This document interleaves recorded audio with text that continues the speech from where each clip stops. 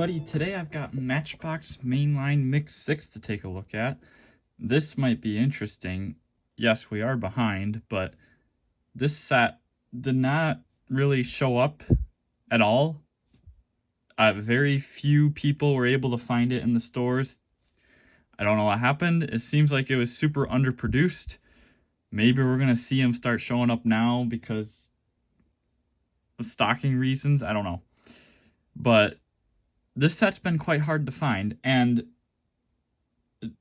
to various levels of extent based on the car. Of course, some of these models carried over into Mix 7, like the Holden. Actually, I don't know if the Holden did. The Holden did. The Opel did. The Jeep and the Audi did. However, the Ram here and the Jaguar were only in Mix 6, exclusive to Mix 6. So in most areas where Mix 6 never showed up, the Ram REV and the Jaguar here just didn't show up either. So they've been super hard to find for no intentional reasons other than the distribution sucks. But today we're going to take a look at them. That's why it took me so long. This is what really started to back me up, was this mix right here, getting the Ram and the Jaguar. So let's just take a look. We're going to start with the Jeep, and they all fell over. We're going to start with the Jeep.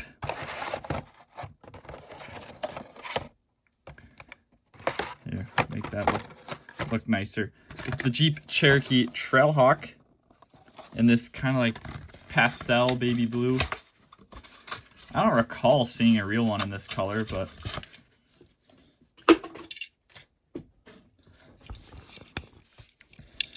it's still a pretty good casting.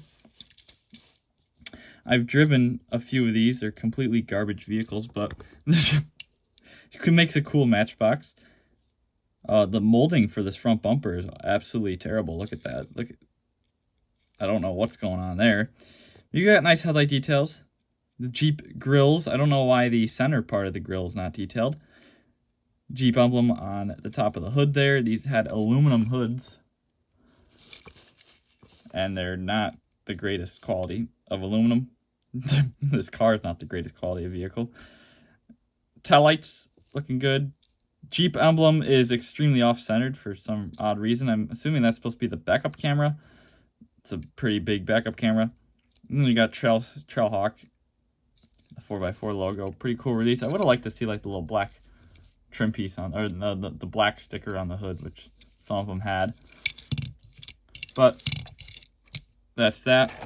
And oh god, they're still falling over. I think it's because that Jaguar is a little top heavy, or the Audi's a little top heavy. The Audi is a bigger model. I believe this.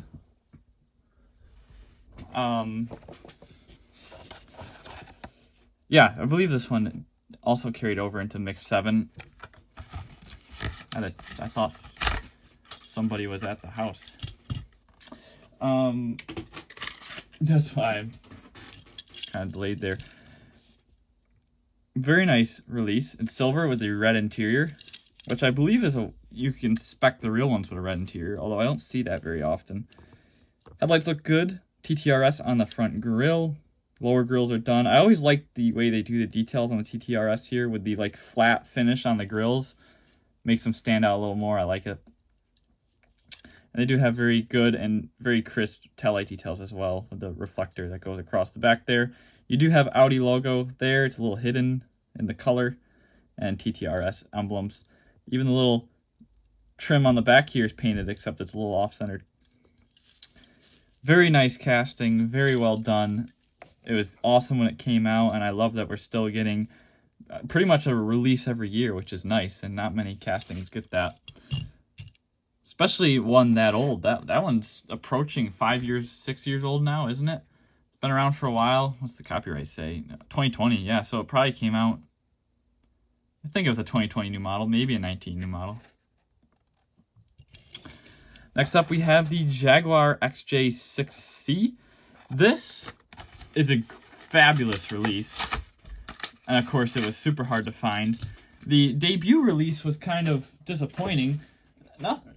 The blue was, kind of boring pastel, like the Ram here, but also it had the 6-spoke wheels and the just raw plastic base. This gets the disc wheels, which are much more fitting for the car, and it gets chrome base, so the bumpers and grille are all chrome. This is perfection, and a nice metallic red to draw it all together with a beige interior.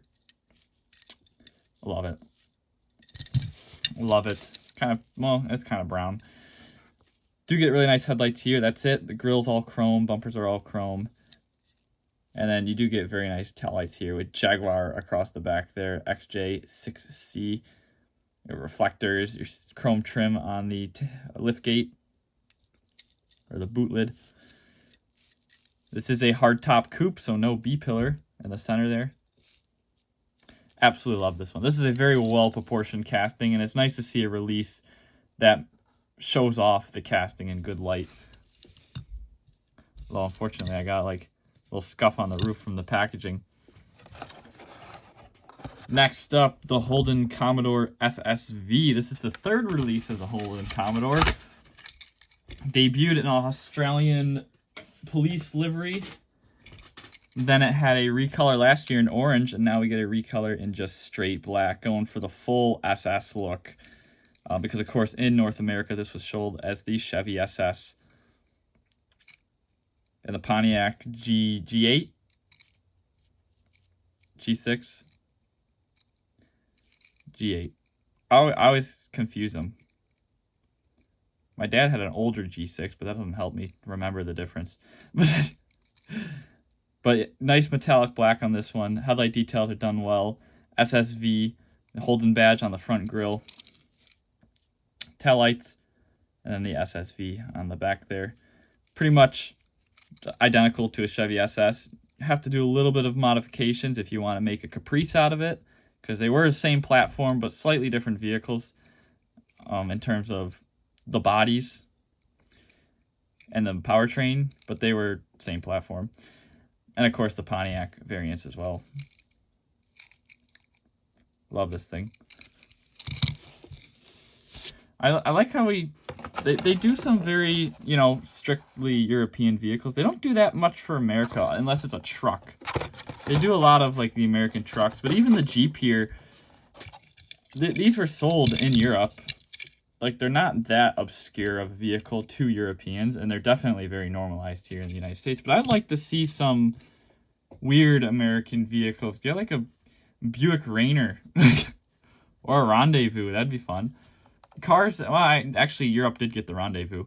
I don't think they got the Aztec, though, which was, of course, same platform. We need some Saturns. We need some Saabs. Of course, Europe got all the Saabs, but except the 9.7. I don't think they got the 9.7. I don't think they can get the license for Saab either. What about some of the Ford Mazdas? What about a Mazda Navajo? Can we get one of those? That's a very deep American market car. Anyhow, Opel Astra. This is one of my favorite castings of recent Matchbox, like within the past 5 years. I've always liked the Astra. I love the Saturn Astra, talking about deep American cars. It came to my attention that not many people in Europe that are familiar with the whole Opel Astra or the Vauxhall Astra knew that we got it in the United States as the Saturn Astra. Of course, we only got the hatchback, the 3-door and the 5-door, but we never got the sedan, oddly. But, of course, this is the new body style, which has completely unrelated from anything in North America, and I love it. It's a very cool-looking hatchback. I don't know if it's fun to drive, but I think it's cool-looking. You do get very nice headlight details there. Opel Astra on the plate. All the grille detailing's done well, although I don't like that it's just black. I wish there was like a little bit of detailing in there to show like the louvers, but of course the Jaguars, or the Holden's the same way. The Audi only has the louvers because they're actually built into the casting. You can feel them. Otherwise, they probably would have just painted it black like this. So Matchbox kind of lacks on their grille detailing, but at least the headlights look good. They got a little bit of a... At least the headlights can stand out. And the taillights. They're very good with taillights for some reason. Opel badge on the rear. Astra. Very cool, very cool. This casting also bothers me with the roof being half metal. just make the full thing plastic or do a metal roof. I don't like the little halves. It's bothersome. It's bothersome, especially like every angle. It's bad.